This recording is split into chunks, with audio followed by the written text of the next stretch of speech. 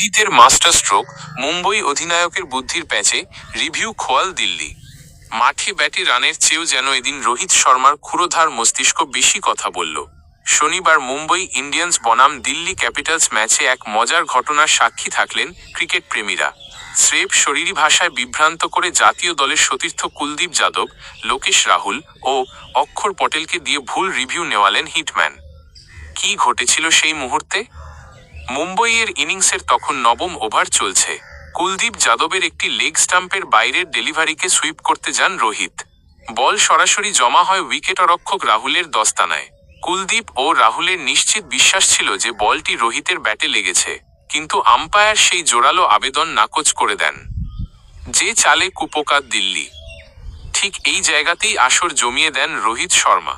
Umpire not out দেওয়া সত্ত্বেও রোহিত এমন ভাব দেখালেন যেন তিনি নিজেই জানেন যে তিনি আউট। কোনো প্রতিবাদ না করে অত্যন্ত স্বাভাবিক ভঙ্গিতে তিনি সাজঘরের দিকে হাঁটা শুরু করেন। রোহিতের এই আত্মভ্রম দেখে দিল্লি ক্যাপিটালসের আত্মবিশ্বাস তুঙ্গে পৌঁছে যায়।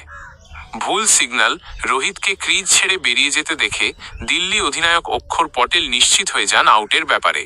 রিভিউর সিদ্ধান্ত, বোলার কুলদীপ এবং কিপার রাহুলের পরামর্শে তড়িঘড়ি ডিআরএসের আবেদন করেন অক্ষর। আসল টুইস্ট, দিল্লির অধিনায়ক রিভিউ নেওয়ার ইশারা করতেই দেখা যায় রোহিত শর্মা মিটিমিটি হাসছেন।